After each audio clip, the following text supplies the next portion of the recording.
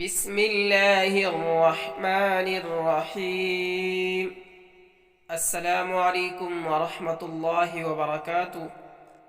منگل کے دن کے 8 کلمات ہر مسلمان ضرور پڑھے۔ نمبر 1، هو الغفور الرحیم۔ نمبر 2، هو الرحمن الرحیم۔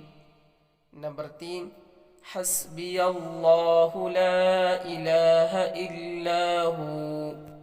نمبر 4، ربنا علیک توکلنا۔ نمبر 5، ان اللہ علی کل شیء قدیر۔ نمبر 6، ربنا فاغفر لنا۔